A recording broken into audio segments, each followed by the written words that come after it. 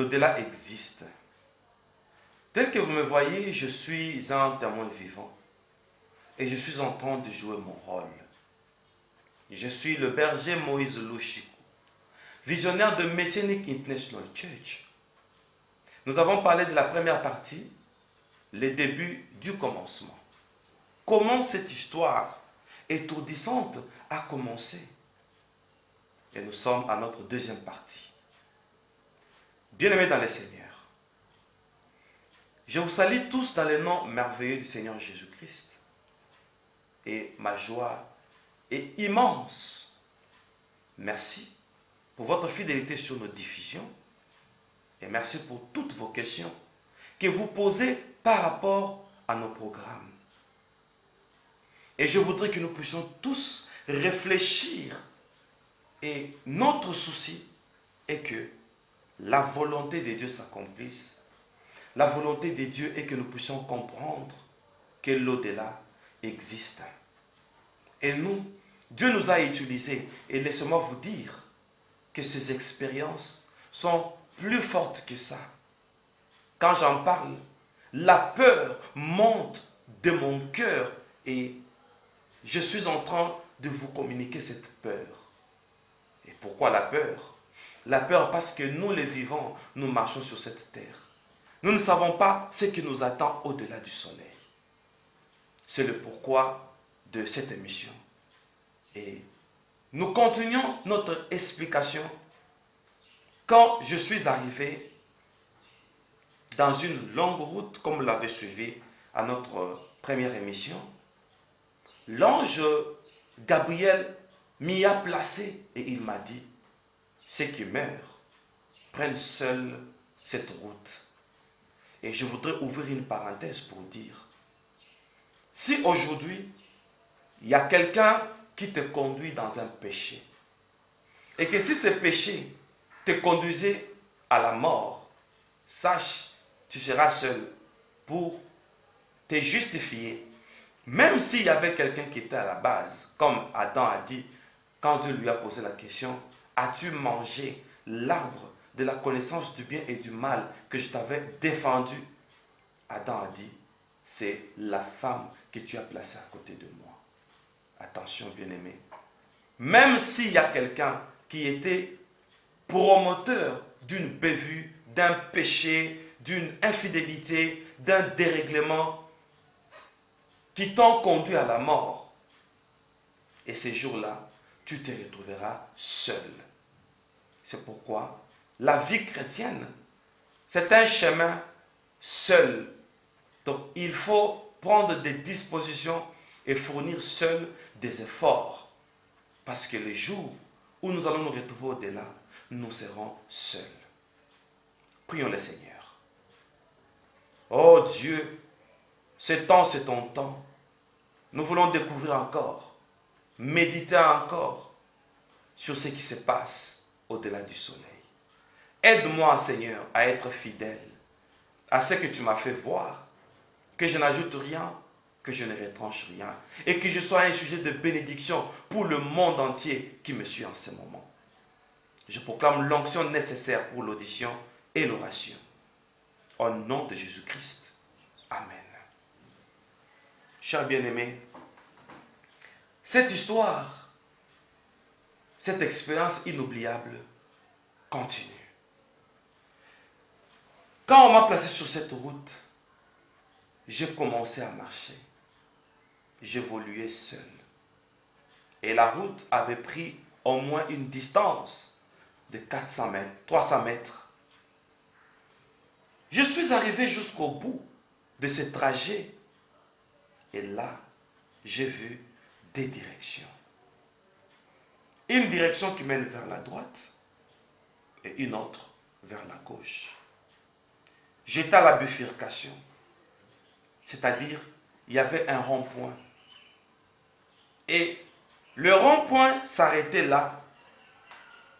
Les deux directions devaient être empruntées par tout mort qui venait à peine d'arriver à la bifurcation comme moi. Je me suis retrouvé seul dans un monde inconnu.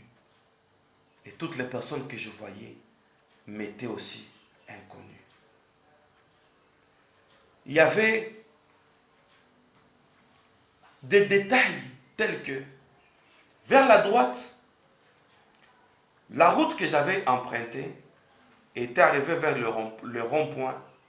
Et vers ma droite, je vis une nouvelle direction, mais qui prenait les escaliers, qui avait tendance à monter, mais sans support. Alors, ça montait et j'ai vu une entrée. Cette entrée avait un portail à double battant. Et là, le portail était ouvert. Il y avait une lumière. Cette lumière était tellement vive et des tendances de nuages qui ne me permettaient pas de voir ce qui était au-delà de ces portails. Mais j'entendais des chants qui sortaient de cette entrée. À ma gauche, je vis encore une entrée. Mais cette entrée avait un portail aussi à double battant. Là, c'était vers ma gauche. Il y avait une épaisse nuée en forme de fumée noire. Et dès l'entrée, vous sentez que ça, c'est un monde de ténèbres. C'était effrayant. C'était vraiment effrayant. Et moi, j'étais à la bifurcation. Et j'ai vu des milliers d'anges à cet endroit. Et je voudrais un peu décrire comment étaient ces anges. Tous étaient habillés en blanc. Mais leurs robes, leurs tuniques pendaient. Et ces anges n'avaient pas de pieds. Et leurs robes pendaient et couvraient leurs pieds. Et pendant que je m'étonnais, l'un de ces anges s'est approché. Et il m'a accueilli. Bienvenue, homme. Toi qui as trouvé la grâce d'arriver jusqu'en ces lieux. Ainsi, tu seras notre porte-parole sur la terre. Tout ce que tu verras, tu vas le dire fidèlement au monde entier afin qu'ils aient une idée sur ce qui se passe au-delà du soleil. Et quand il a dit ça, directement il a lu mes pensées. Il s'adressa à moi pour dire, tu te poses des questions pour savoir qui nous sommes. Nous sommes les gardiens de l'au-delà. Le rôle nous a été attribué d'accueillir tous ceux qui meurent et qui arrivent en ces lieux comme toi. Donc, il me disait que j'étais mort. Mais moi, je me voyais tel que j'étais sur la terre. Moi, je pensais que je m'étais juste déplacé. Ainsi, il me dit, nous avons comme rôle d'accueillir ceux qui arrivent en ces lieux, comme toi. Regarde. Et j'étais là à la bifurcation. Il me dit, regarde derrière toi. Regarde tout autour. Et quand je me suis tourné pour regarder, je me suis rendu compte que là, à la bifurcation, il y avait des grandes caméras géantes, de pieds comme des robots élancés. Des grandes caméras, à la taille des armoires de nos maisons. Des caméras pareilles. C'était tellement énorme. Et il me dit, regarde tout autour. Et je me rends compte que tout autour, c'était comme une station avec plusieurs caméras qui étaient identiques. Et il ajouta pour dire, c'est ça notre rôle. tout ce que vous faites sur la terre, en bien comme en mal, est filmé ici.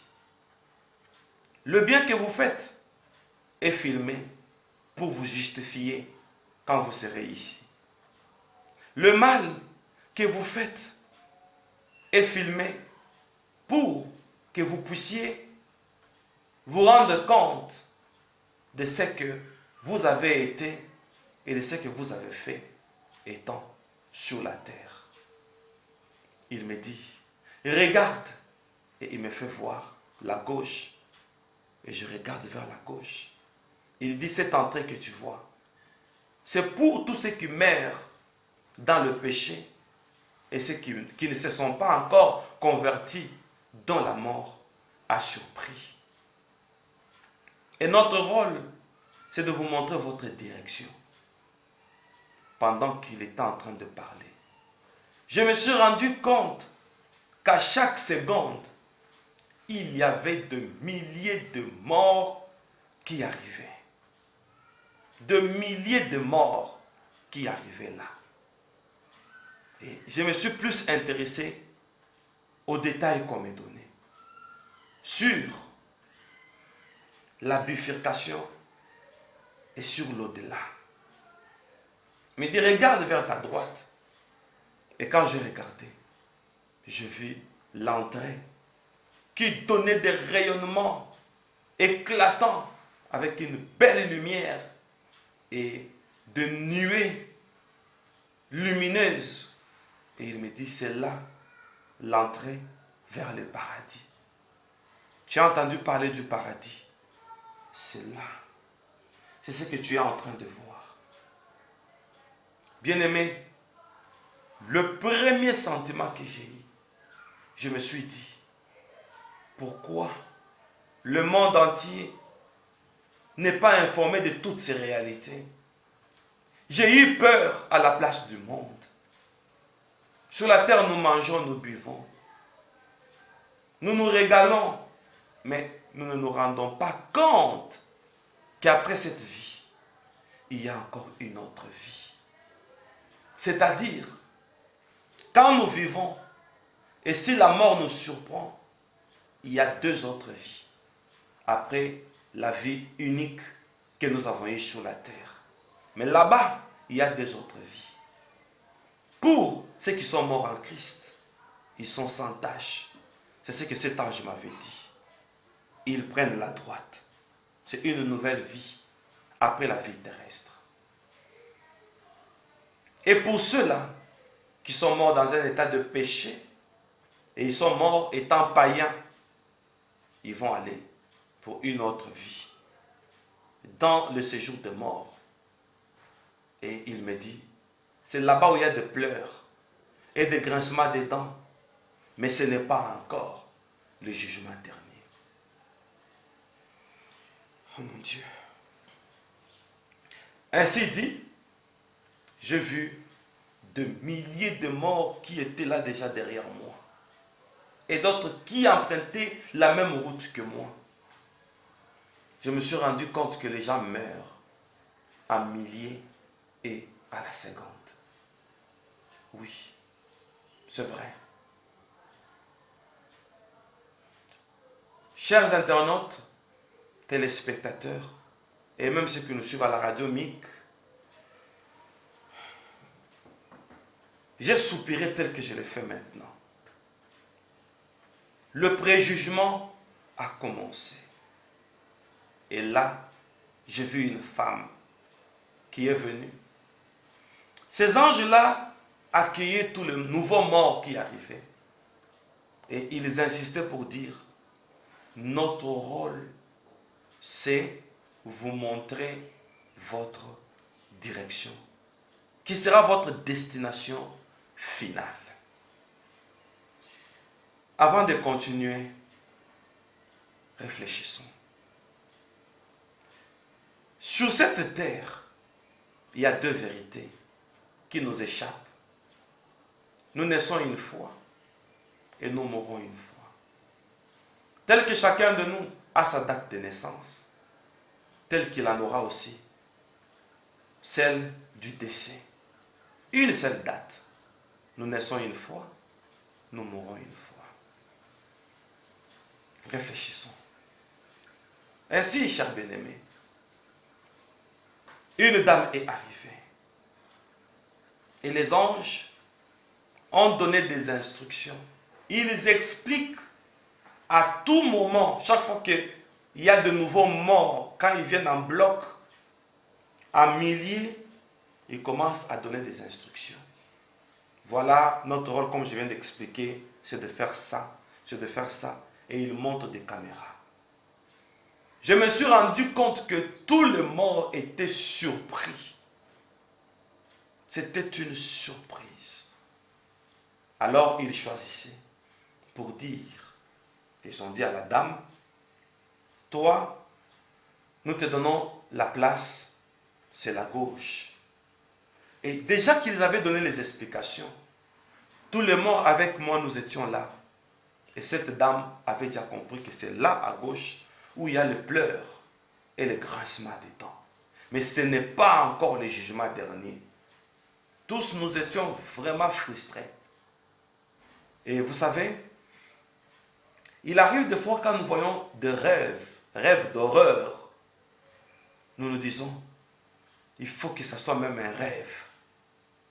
Et effectivement, quand on se rend compte que c'est un rêve, on fait un ouf d'assoupissement. Franchement, des choses qu'on voyait, nous étions tellement frustrés. Et maintenant là, j'ai un ouf d'assoupissement. Parce que on m'avait retourné. Peut-être toi, on ne te retournera pas. Si toi tu mourras, si toi on te donnera une direction qui sera ta destination finale. Comme cette femme. On lui montre la gauche, elle dit, non, non, moi je ne mérite pas la gauche. Pourquoi? Moi je vais seulement à la droite. L'un de ses anges, gardien de l'au-delà, lui a dit, tu ne sauras pas aller là-bas. Non, moi je vais seulement aller à droite. Et l'ange lui a dit, tu ne pourras pas. Si tu doutes, essaye. Elle a douté. Elle a essayé. Elle a regardé vers la droite. Elle a commencé à se diriger là. Et plus elle avançait, plus elle s'est rendue compte que il y a eu un enclos qui l'empêchait d'arriver vers les escaliers. Et l'enclos là était en forme de bâton. Comme un mur. Et il y avait des bâtons. Mais c'était ouvert. Plus elle s'avançait pour passer par là, et arriver là, il y avait les escaliers qui montaient, plus le bâton s'amincissait. Quand elle s'approche, ça s'amincit. Elle est allée à quatre pattes. Elle est allée à genoux, forçant pour entrer par là. Et ça s'amincissait. Du coup, j'ai vu ses cheveux se transformer en cornes. Elle a été inhumée avec les cheveux tressés. Et ses cheveux qui se transformaient en cornes, ça tapait sur le bâton et elle n'arrivait pas à accéder. Elle a commencé à pleurer. Elle a commencé à pleurer. Et elle disait à l'ange, pourquoi je n'y arrive pas? Et cet ange lui a dit, je te l'avais dit, tu ne sauras pas, parce que de ton vivant, tu as utilisé ton argent pour toi-même. Tu as été égoïste. Et voici, aujourd'hui, tu es ici. Ton égoïsme ne te permet pas d'accéder vers la droite. Regarde, ton visage est tamponné. Et sur son visage, il y avait des tampons en forme de plaie. Et cet ange lui a dit, franchement, Ton argent, c'est peut-être seulement pour toi-même, pour tes besoins, pour tes maquillages. Tu n'as pas investi pour le royaume des cieux. Voilà la seule chose qui te condamne. Alors, va à gauche. Elle est partie à gauche. Quand l'ange a dit, va à gauche, une force l'avait saisie et elle n'avait pas de choix. Contre sa volonté, elle marchait et elle s'est dirigée vers la gauche. Elle est entrée en nous regardant. Elle pleurait, elle se plaignait. Et tout le mort qui était là avec moi, nous étions tellement frustrés. Et tous les morts sont allés à genoux. Et nous avons commencé à demander pardon. L'un des gardiens de l'au-delà a pris la parole pour dire, nous sommes là que pour exécuter l'ordre. Voilà pourquoi nous n'avons pas de pieds. Nous suivons seulement la loi. C'est-à-dire, le pécheur va à gauche, le saint va à droite. C'est fini. Ici, il n'y a pas de pardon. Voilà pourquoi nous n'avons pas de pieds. Parce que le pardon, c'est par rapport à l'évangile. Nous ne connaissons pas l'évangile. L'évangile, c'est pour vous. Le péché, c'est la transgression de la parole de Dieu. Et comme cette parole a été prêchée dans vos églises, nous donnons l'ordre à ce que vos anges de l'église viennent ici. Parce que ce sont eux qui doivent décider si vous pouvez obtenir le pardon ou pas. À l'instant, je vis de milliers d'anges des églises. Et le préjugement avait commencé. Le premier prend la parole. Et là, on m'a montré que l'échantillon de 5 personnes. Seulement. Le premier prend la parole. Il regarde le suivant après cette femme. Il lui dit, toi tu demandes pardon. Mais ta place c'est la gauche. Tu ne mérites pas le pardon. Parce que j'étais dans une église proche de toi. L'ordre m'a été donné de te bénir. Mais, parce que tu n'entres pas à l'église, tu as manqué la bénédiction. Cette droite que vous voyez. Ce n'est pas pour ceux qui n'ont pas adhéré dans les églises. C'est seulement pour les chrétiens qui ont valorisé l'église. Alors, comme tu ne participais pas à l'église et que la mort t'a surpris, alors va à gauche. Il est parti à gauche, pleurant amèrement. Et c'est passé ainsi. Le deuxième ange regarde l'autre personne avec indignation. Il lui dit, moi je te connais, mais toi tu ne me connais pas.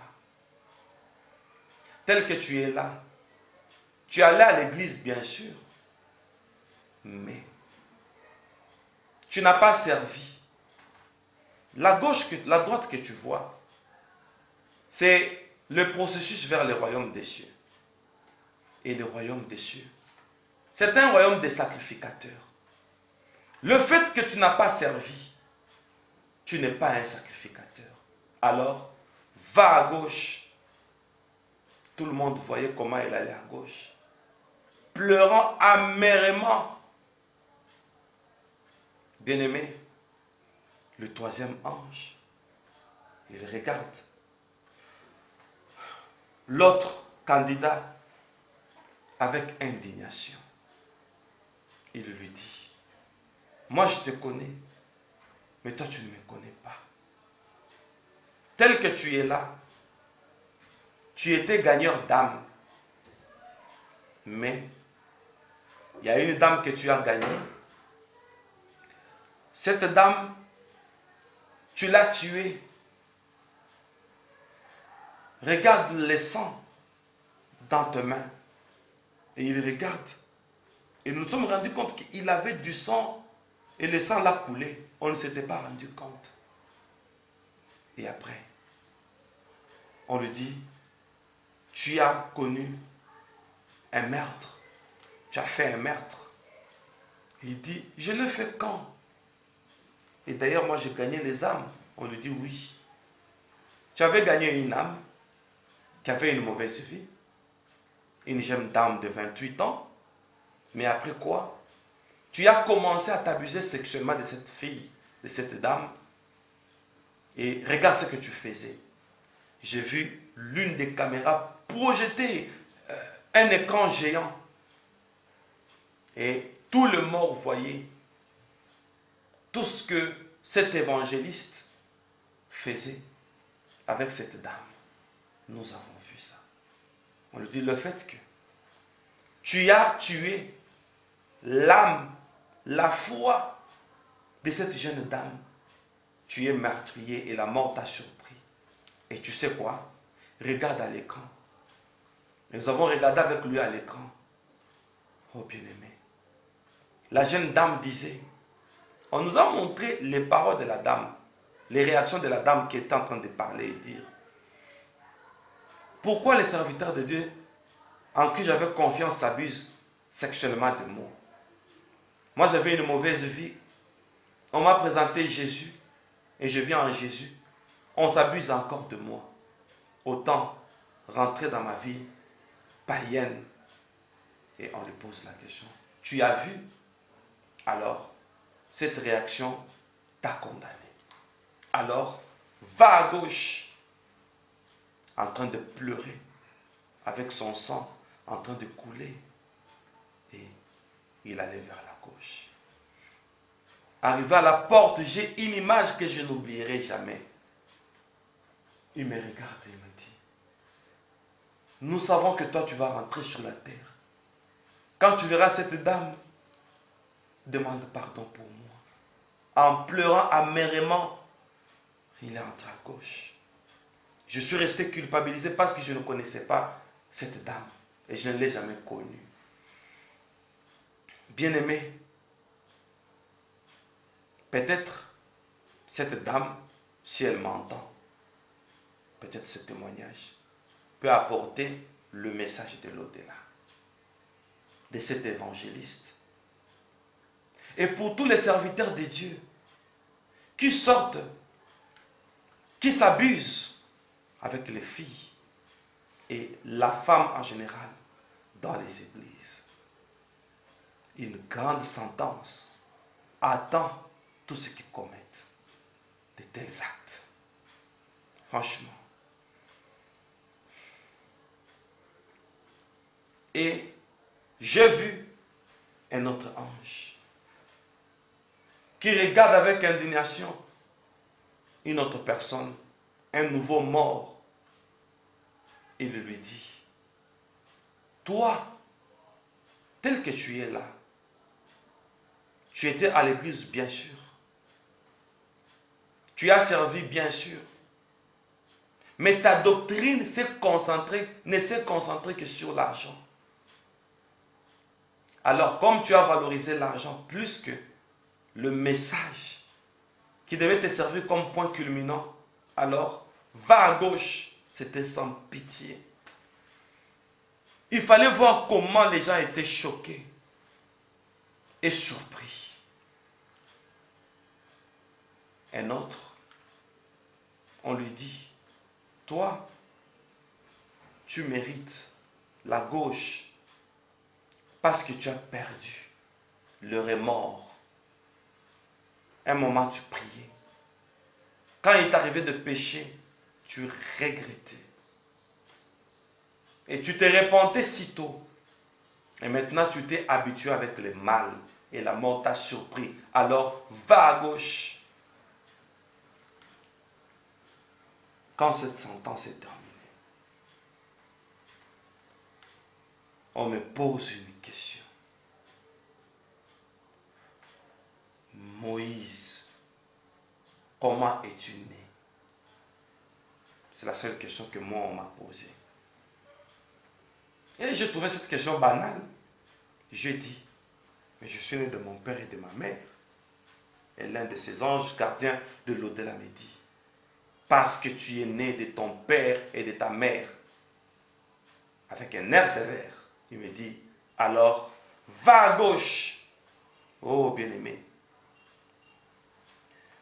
moi qui ai servi le Seigneur pendant plus de 25 ans, moi qui ai connu Jésus depuis l'âge de 10 ans, et on me dit, va à gauche.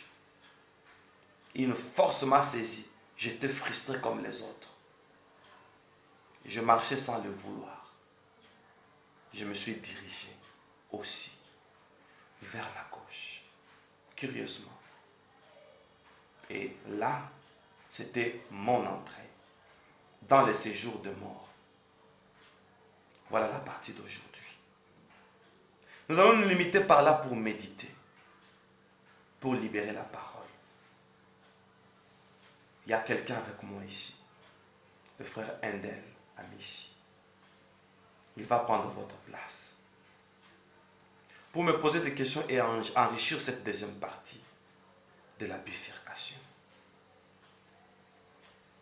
Nous allons passer à cette deuxième étape avec un esprit de méditation. Merci pour votre attention et méditons tous ensemble.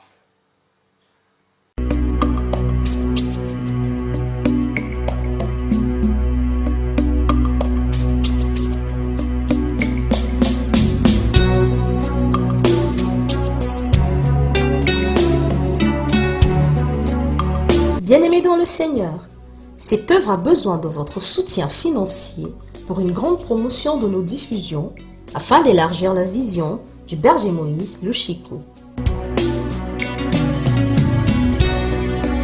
N'hésitez pas de devenir partenaire de ce ministère prophétique. Appelez-nous au 00 243 84 84 70 669 ou au 00 353 89 48 81 143. Bonne méditation sur Messianique Vidéo. Merci beaucoup Berger Moïse et nous tenons déjà à signaler à nos internautes, à nos auditeurs, voilà désormais comment se passera cette émission Expérience inoubliable. Nous allons laisser beaucoup plus du temps au berger Moïse parce que nous sentons que le berger a beaucoup à dire. Et ce que dit le berger est tellement important qu'on doit vous laisser beaucoup de temps afin d'essayer de nous ramener là où vous étiez arrivé, berger, à l'au-delà. Berger, merci beaucoup, berger. Nous sommes en tout cas heureux. Et puis je compte vous signaler, berger, que la première partie a vraiment été suivie et nous avions eu des réactions de beaucoup de gens. Et cela prouve que cette émission, ce témoignage n'a pas seulement édifié les internautes, mais ça a aussi béni beaucoup. Et nous vous sommes vraiment reconnaissants. Berger, ma première question est concernant les anges de l'au-delà. Quelle était leur apparence physique? Vous aviez dit qu'ils n'avaient pas de pieds. Ils n'avaient pas de pieds, mais ils se déplaçaient en survolant.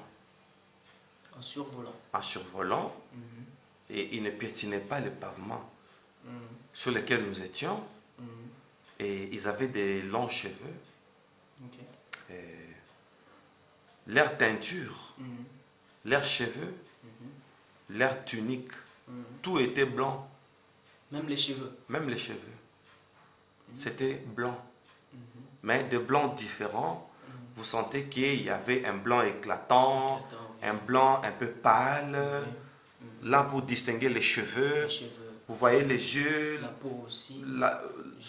Pas la peau, mais la coloration. La coloration. Oui, ils n'avaient pas de peau. Ils n'avaient pas de peau. Oui. Vous sentiez juste, vous voyez une certaine coloration. Une certaine coloration.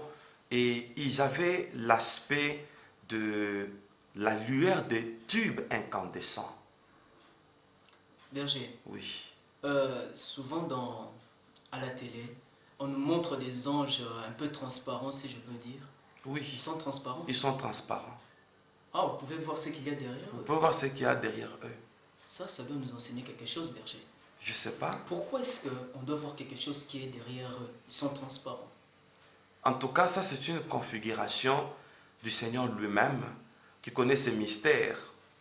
Peut-être cette forme ou cette représentation leur permet de percer les murs, d'entrer sous l'eau et d'aller n'importe où, peut-être. Berger, souvenez-vous d'un enseignement que vous nous aviez donné.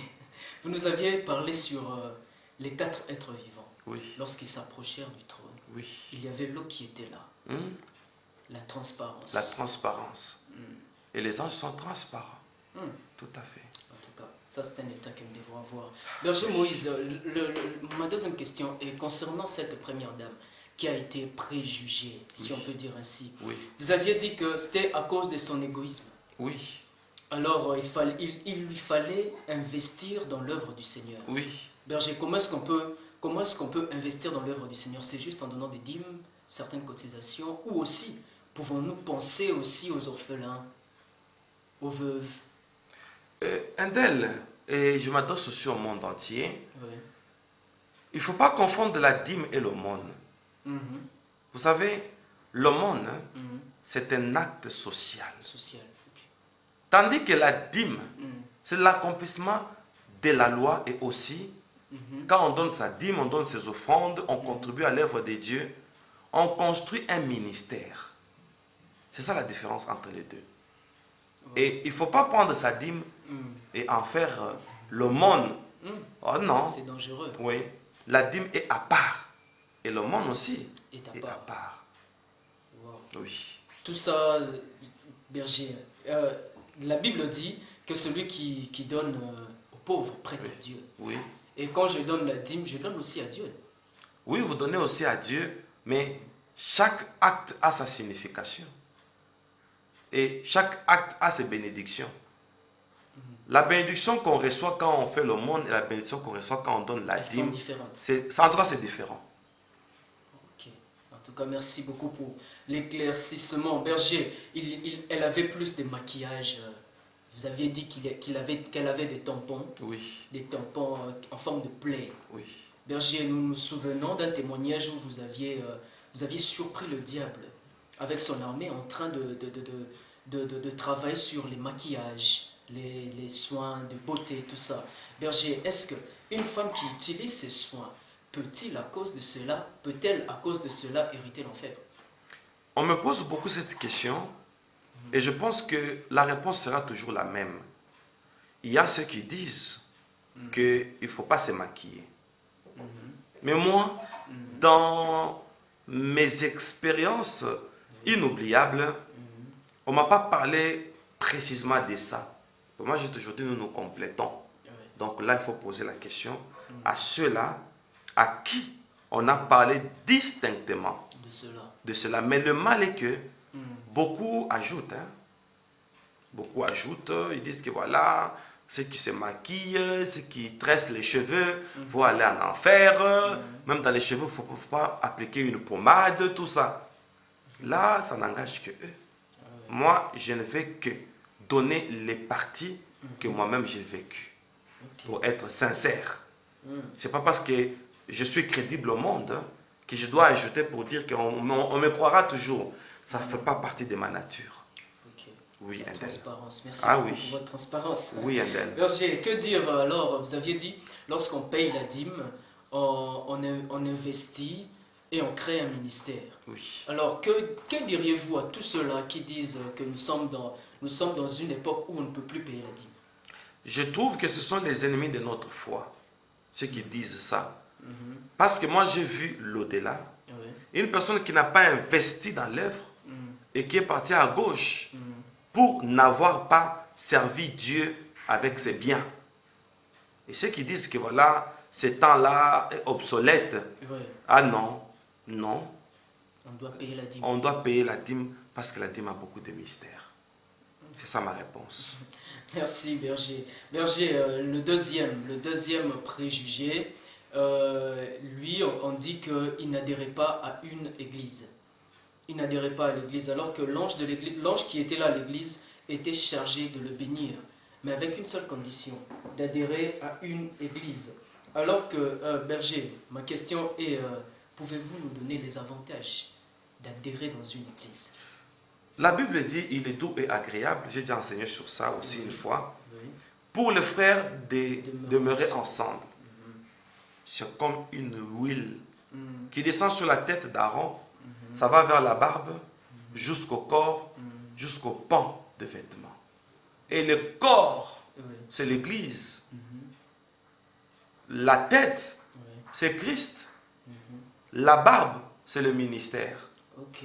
Parce que la Bible dit aux Naziréens Oui. de conserver leur barbe.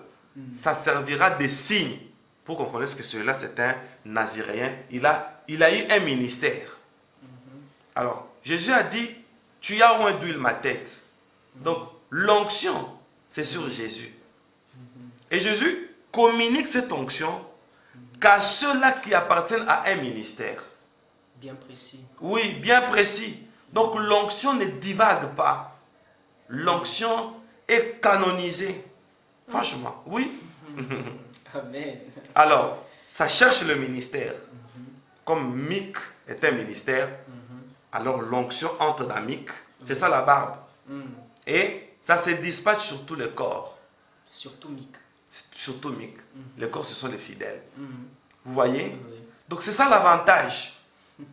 Celui qui participe à une église, il a une onction. Oui. Et la Bible dit ne touchez pas à mes oins. Ok. Et quand on n'est pas dans une église, on sera touché. Ouais. Ok. On n'est pas oint. Or, quand on est oint, c'est pour être mis à part. Et quand on n'est pas mis à part, donc on n'appartient pas dans un ministère. Aucune Et on ne fait famille. aucune famille. Donc on ne fait pas partie du royaume des cieux. Le royaume des sacrificateurs. Parce que le sacrificateur était consacré. Consacré. Et on est hors consécration. Ok. C'est un grand danger. Un grand danger, c'est là déjà votre réponse. Répond, si vous allez me permettre, répond à une question que beaucoup de gens se posent, en disant que l'église, ce n'est pas les bâtiments, l'église, c'est le cœur. Et là, nous comprenons que l'église, ce n'est pas le cœur, l'église, c'est un bâtiment. Ce n'est même pas les bâtiments. Parce que Jacob a dit, C'est le rassemblement. très bien, l'église c'est la congrégation. Ok. Toi, moi, le technicien derrière la caméra, nous formons une congrégation et c'est ça l'église. L'église n'est pas égoïste pour dire que non, c'est dans les cœurs. Dans le cœur, juste pour soi. Le cœur n'est pas l'interprétation d'une église. Ok. Donc l'église, c'est toi et moi, les rassemblements là. Ça forme l'église. Ah oui. Là où 2 ou 3 sont assemblés à son nom, il est là. Il est là. Seulement là, il y a les rassemblements. Ok. Et nous formons l'église. Ok. Et votre témoignage nous dit qu'il y a aussi des bénédictions qui ne sont données qu'aux serviteurs de Dieu. Oui. Juste les serviteurs de Dieu. Juste les serviteurs de Dieu. Et si nous sommes un royaume des sacrificateurs, c'est que nous tous nous sommes appelés au service. Comme ce que tu es en train de faire avec moi, c'est tout un service. Oh, amen. Franchement, Amen. chacun de nous dans l'église doit avoir une tâche Une tâche. à remplir. Gloire à Dieu. Cet évangéliste qui s'abusait sexuellement d'une chrétienne. Berger, vous nous avez enseigné dans une émission où nous parlions des ouvriers. Vous aviez dit que Dieu est très jaloux aux nouveaux convertis. Mon Dieu. Surtout les nouveaux convertis, il ne faut pas toucher. Mon Dieu. Mais cet évangéliste a touché. Mon Dieu. Berger, ma question est, beaucoup de gens se disent que nous sommes premièrement humains. Nous avons des sentiments. Oui. Ça peut arriver, berger. Oui. Que diriez-vous à ces gens-là, Très belle question. étant serviteurs de Dieu? Très belle question. Quand Saoul de Tarse Oui. a reçu sa vocation sur le chemin, il a rencontré une lumière et ça l'a projeté à terre. Oui. Il est devenu aveugle et pendant 3 jours, Oui. on lui a conduit.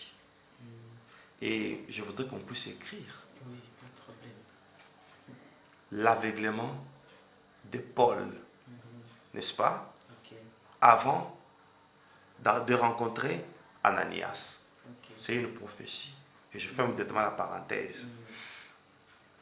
Endel, quand on a parlé à Ananias de Paul, Saoul, Ananias a dit, quand le Seigneur lui a dit, je t'envoie Saoul de Tarse, reçois-le. Puis pour lui, il dit, je ne peux pas le faire.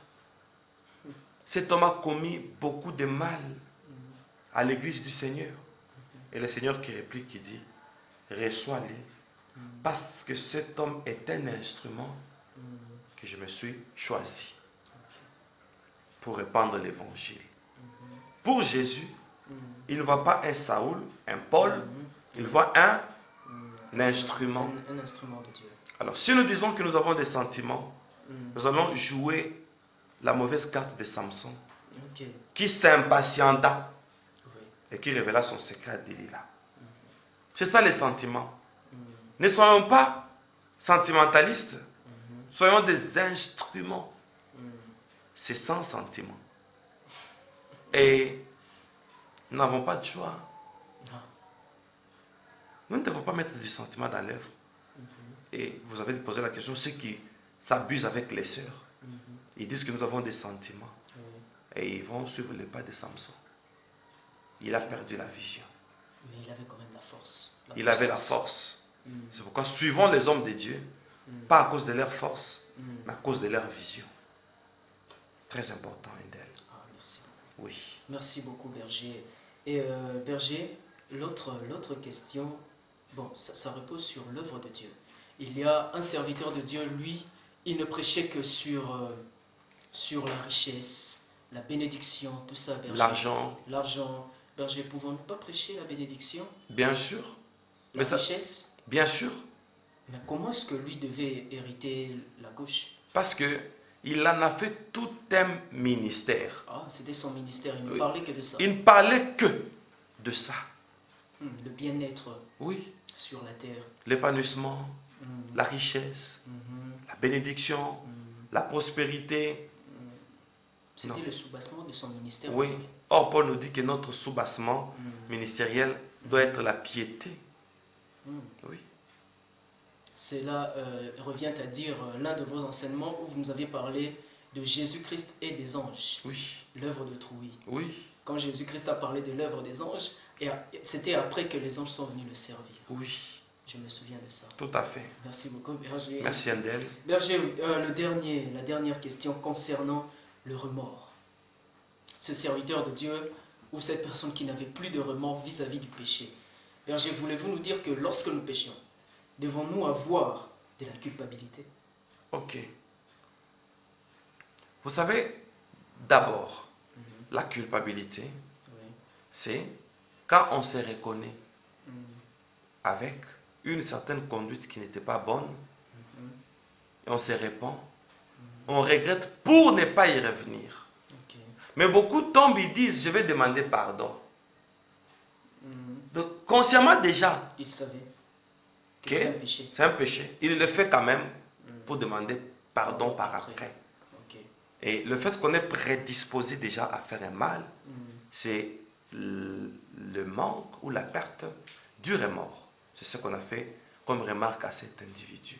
Oh, merci beaucoup, Berger. Oui. Berger, nous avions les messages de nos bien-aimés qui nous ont envoyés depuis beaucoup de pays. Oui.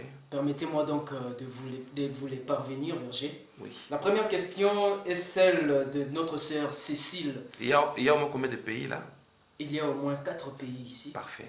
4 pays. Nous avons la sœur Cécile depuis la Suisse. Elle a posé 3 questions. La première est, quelle a été la prière faite par l'évangéliste Joseph pour ouvrir la direction ou les portes en direction de l'au-delà? Oh mon Dieu. Il priait, j'entendais. Oui. Il disait, ô Seigneur. Et là, l'ange attendait, hein, l'ange Gabriel, que l'évangéliste Joseph prie. J'entendais, ô Seigneur, voici ton serviteur est prêt. Et nous te laissons la liberté de l'utiliser. C'est un instrument entre tes mains. Utilise-les. Et il dit, j'ouvre, je libère la dispensation. fais de ton serviteur ce que tu veux.